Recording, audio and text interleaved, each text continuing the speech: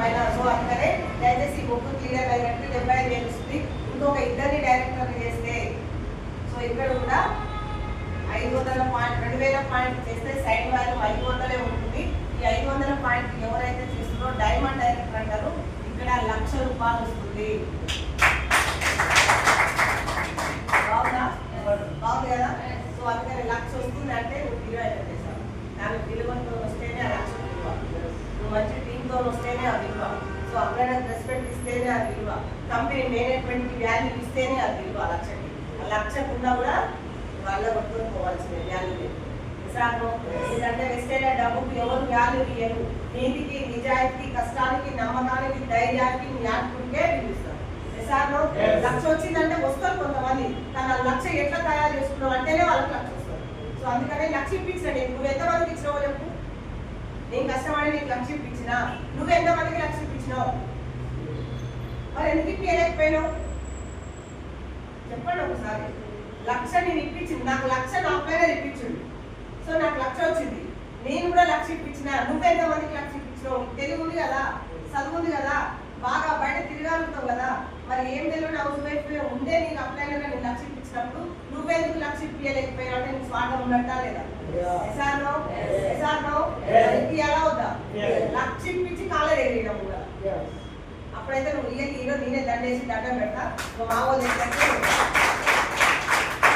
1,00,000 తీసుకోవడం కాదు, 1,00,000 ఇప్పిస్తేనే మన గ్రేట్. ఎందుకంటే ఒక ఫ్యామిలీ నిలబడుతుంది 1,00,000 ఇప్పిస్తే. ఒక ఫ్యామిలీ పేదరికం పోతుంది. ఒక అమ్మ నాన్న నా కొడుకు నా కూతురు 1,00,000 కొట్టిరు అని చెప్పి హ్యాపీగా ఫీల్ అవుతారు. సో అందుకనే 1,00,000 మనకు రావడం కాదు, ఇప్పించడానికి యుద్ధం చేయాలి. సో అట్లా 1,00,000 వస్తుంది. నలుగురిని డైరెక్టర్ చేస్తే నలుగురికి 10,000 ఇప్పి నీకు 1,00,000 వస్తుంది. చాలు. నలుగురికి ఇప్పి 10,000 ఎక్కువ వద్దు. 10,000 ఒక పేద కుటుంబం బతకొచ్చా? పేద కుటుంబం. నువ్వు 10,000 ఇంటికి ఇవ్వగలుగుతావా? ఇస్తే ఎంత బాధ అయితే చెప్పండి.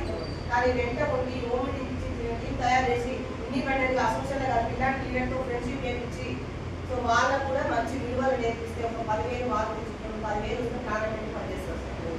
10,000 వస్తాయి. ఎందుకంటే ఒకప్పుడు మా సార్ నిజంగా డబ్బులు వస్తాయా అని అన్నారు. వచ్చినా కదా తాగుతారా సార్? మనిషికి ఫుడ్ కావాలి, ఫస్ట్ వాళ్ళ అకౌంట్లో డబ్బులు కావాలి. నాకు వచ్చిందంటే ఎవరు రాదు సార్, రావద్దు కూడా. నీకు వస్తుంది అని నువ్వు నమ్మితే నువ్వు వెస్టైన్ రా. నువ్వు తీసుకోగలుగుతావు, అప్లైతో కమ్యూనికేషన్ అవుతావు అంటే నువ్వు వెస్టైన్ రా. నీకు ఇప్పిస్తాను నమ్మకం, నేను ఇప్పిస్తాను చెప్పను సార్. ఎందుకంటే నేను ఇప్పించాలంటే ఇనుము కొలిమిలో మళ్ళీ ఏమంటారు బాగా కాలాలి. శుద్ధతో దెబ్బలు తినాలి, రమ్మతో రాకాలి, కట్ చేయాలి. అప్పుడే కానీ ఒక వెపన్ ఆయుధం లాగా మారుతుంది. ఇనుము లాగానే ఉంటుంది, అంటే తుప్పు అంటే అప్పుడే నాశనం అయిపోతుంది. వెపన్ లాగా మారి దేనికైనా ఉపయోగపడాలంటే కూరగాయలు కత్తిరియాలన్నా కావాలి వెపన్. సో మంచి కలర్ తీయాలన్నా వెపన్ కావాలి. సో వెపన్ మంచి ఉంది, చెడు. సో ఇంకా పూజలు చేసే దగ్గర కూడా వెపన్ ఉంటుంది చూసిరా. సో నువ్వు మంచి యూజ్ చేసుకుంటావా, చెడు యూజ్ చేసుకుంటావా, అది వెపన్ లాగా మారాలంటే ఆల్రెడీ అది బాగా మంటలో నలగాలి, కాలాలి, శుద్ధతో దెబ్బలు తినాలి, పొంగాలి. అప్పుడు దాన్ని షార్ప్ నేలకేసి రాకాలి, అప్పుడే అది ఆయుధం లాగా మారుతుంది. సో వెస్టీజ్ కూడా నువ్వు డైమండ్ లాగా వెలగాలంటే చాలా సానబట్టాలి. నువ్వు రాయి లాగా ఉండవా, సానబట్టిన వజ్రం లాగా ఉండవా అనేది అది మనమే డిసైడ్ చేసుకోవాలి. సో 1,00,000 వచ్చింది అంటే మాత్రం ఆల్రెడీ సానబట్టిన రాయి లాగా ఉండవు. సో ఒకవేళ నీకు 1,00,000 వచ్చినా కూడా నువ్వు అలా తయారవ్వలేదంటే నువ్వు కష్టపడలేదు, నీట్గా నిజాయితీగా లేవనే అంటారు. అందుకని దయచేసి నలుగురు డైరెక్ట్